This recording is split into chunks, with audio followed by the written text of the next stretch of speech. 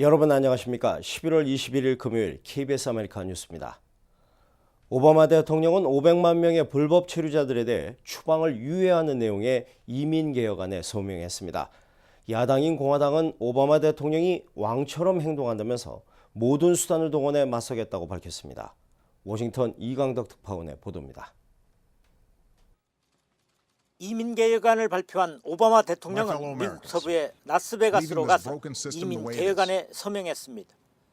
500만 명의 불법 체류자들의 추방을 유예하는 내용의 대통령 행정명령은 시행에 들어가게 됐습니다. You can come out of the shadows and get right with the law. That's what this deal is. 이번 조치로 20만 명에 이를 것으로 추산되는 한국계 불법 체류자들도 상당수 혜택을 볼 수 있게 됐습니다. 야당인 공화당은 강력하게 반발하고 있습니다. 공화당 소속 베이너 하원 의장은 오바마 대통령이 왕이나 황제처럼 행동한다면 이제는 오바마 대통령과 함께 일할 수 없게 됐다고 분노했습니다. We'll listen to the American people, we'll work with our members, and we will work to protect the Constitution of the United States.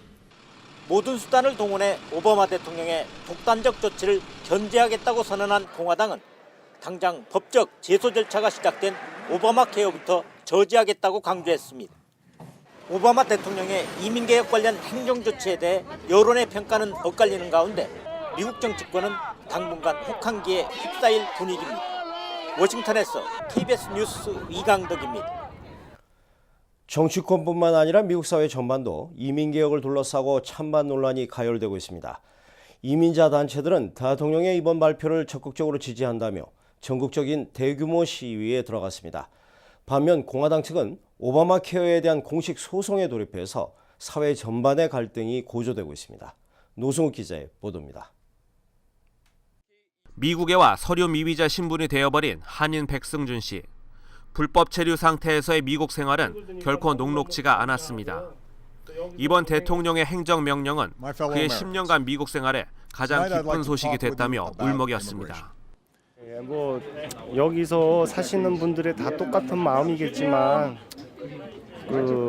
너무너무 미국에 살면서 가장 기쁜 소식이 아니었나, 이렇게 어려운 신분이 없는 사람으로서 가장 기쁜 소식이라고 생각합니다. 오바마 대통령의 행정명령이 해당되는 사람이 있고 안 되는 사람이 있지만 나름대로 열심히 살다 보면, 저도 여기 와서 한 10년 됐는데 매일마다 뉴스 보고. 서류 미비자들의 추방 유예 운동을 벌여왔던 이민자 단체들은 이번 오바마 대통령의 행정명령 서명으로 큰 힘을 받았습니다. 이번 행정명령이 정치권의 변화에 따라 지속되려면 더 많은 서류 미비자들이 추방 유예를 적극적으로 신청해야 한다고 주장합니다.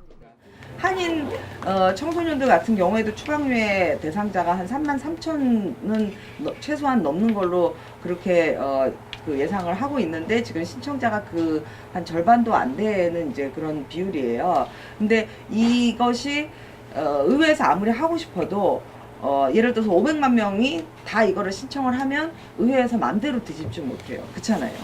그래서 가능한 많이 신청을 하셔야 돼요. 한편 공화당은 대통령의 이번 조치에 강하게 반발하면서 대통령이 계속해 미국인의 소리를 듣지 않고 있다며 오바마 케어 깨기에 나섰습니다. 공화당은 오늘 오바마 행정부가 오바마 케어 이행 과정에서부터 행정명령을 남용했다며 공식 소송을 제기했습니다. 오바마 케어 역시 법원의 판결에 따라 표류할 여지가 발생한 것입니다. And this action also punishes those who've obeyed the law and have waited their turn. And as I told the president yesterday, he's damaging the presidency itself. 오늘 LA 일원 이민자 단체들은 시청 앞에 모여 백악관의 이번 조치에 대환영의 뜻을 표했습니다. 백악관은 경제자문회의 분석을 인용해 이민개혁 행정명령이 향후 10년에 걸쳐 경제 성장률을 0.4에서 0.9% 증가시켜 국내 총생산 규모가 2014년 900억 달러에서 2024년 2,100억 달러로 늘어날 것이라고 전망했습니다. 또 10년 내에 약 15만 명의 고용이 창출될 것이라고 백악관은 설명했습니다. KBS 뉴스 노승욱입니다.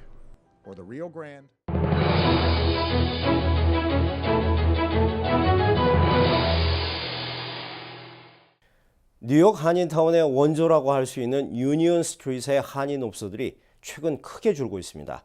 이제 해당 지역에서 한국어 간판은 3분의 1 수준에 그치고 있습니다. 뉴욕 김일강 통신원입니다. 플러싱 유니온 스트리트, 뉴욕 한인타운의 태생지이자 불과 수년 전만 해도 한인타운으로 유명했던 거리입니다. 하지만 이제는 한국어 간판이 계속해서 사라지고 있습니다. 그전에는 한국 사람들이 많이 여기 이제 비즈니스를 하고 계셨는데 중국 상권이 자꾸 이쪽으로 이제 밀려오니까 우리도 이제 여기 상당히 거기에 영향을 받지 않는가 그러는데 그래서 하여튼 언제까지나 이렇게 될지만 여기도 공사장에 이제 지금 그 주차 문제 때문에 문제가 많은데 한국어 간판을 대체하고 있는 것은 중국어 간판들. 이제 한인업소들의 해당 건물 임대율은 3분의 1에 불과합니다. 다른 지역으로 옮기거나 아예 가게 문을 닫았습니다. 중국 계상권으로의 변화와 함께 공영주차장 서민아파트 공사 등으로 사실상 한인 상권은 붕괴됐기 때문입니다. 우리가 지금 다 같이 단결로 한국 사람들이 좀 똘똘 뭉쳐서 이 후라싱을 지키자, 가자, 뭐 이사 가자 말자 이제 그러는데 한번 여기 자리 잡으면 이사가기가 너무 힘든 거예요. 그래가지고 지금 너무 많은 애로사항들이 많는데 공영 주차장을 밑에는 상가를 만들고 위에는 저기 아파트가 들어서는데 저기만 들어서서 다 되면은 더 좋아진다고요. 하지만 플러싱 공영 주차장 자리에 들어선 서민 아파트 입주가 다음 달부터 시작되는 등 또 다른 상권 변화가 예고되고 있어 한인 사회에 관심을 모으고 있습니다. 지금까지 뉴욕이었습니다.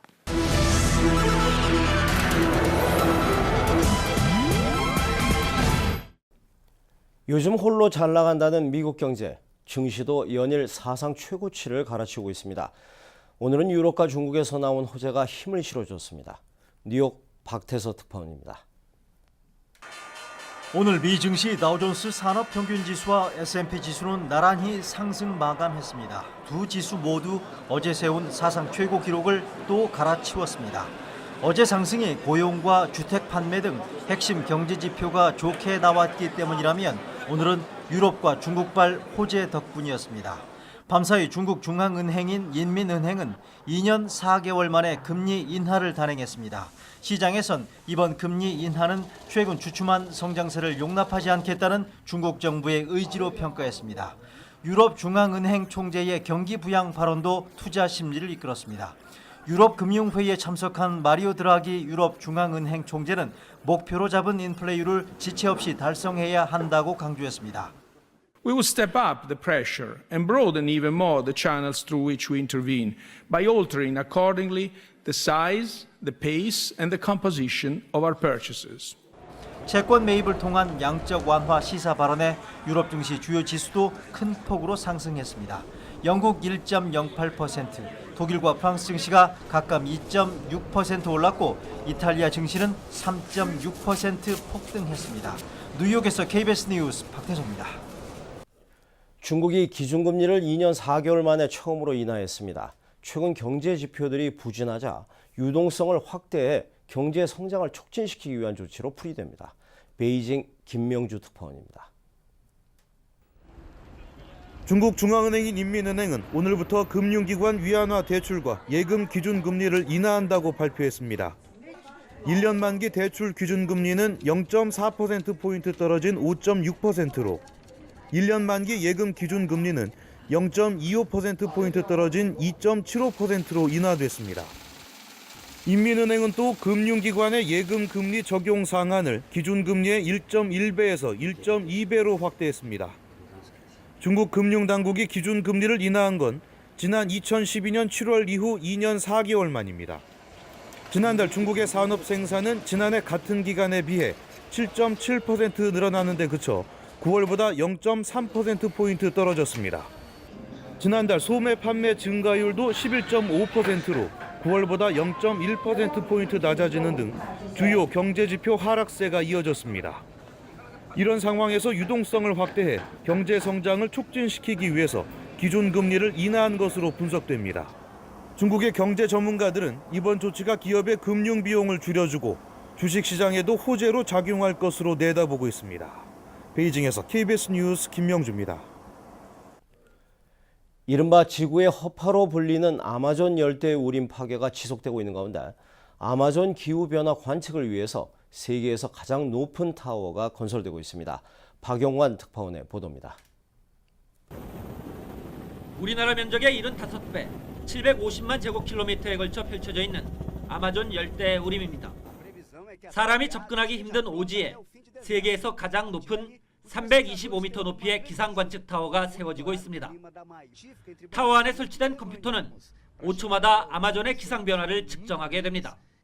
Nessa etapa da construção, já com 2/3 da torre erguida, a gente só pode ficar realmente muito feliz. 아마존 열대 우림은 전 세계 산소 공급량의 20%를 차지해 지구의 허파로 불립니다. 하지만 불법 벌목 등으로 지난해에만 서울 면적의 10배 가까운 열대 우림이 파괴됐습니다. 브라질 환경단체들은 이로 인해 브라질의 온실가스 배출량이 9년 만에 증가세로 돌아섰다며 정부 대책을 촉구하고 나섰습니다. E chama atenção o crescimento das emissões de uso da terra, desmatamento e energia. Em uso da terra, o crescimento foi acima de 16%. 또 수십 년 만에 겪는 브라질 최악의 가뭄도 아마존 열대우림 파괴가 주요 원인이라는 주장도 제기되고 있습니다. 아마존의 기후 변화와 열대우림의 역할을 측정하게 될 관측타워는 올 연말쯤 완공돼 본격 가동에 들어갈 예정입니다. KBS 뉴스 박영관입니다. 금요일 밤 KBS 아메리카 뉴스를 마칩니다. 즐거운 주말 되시기 바랍니다.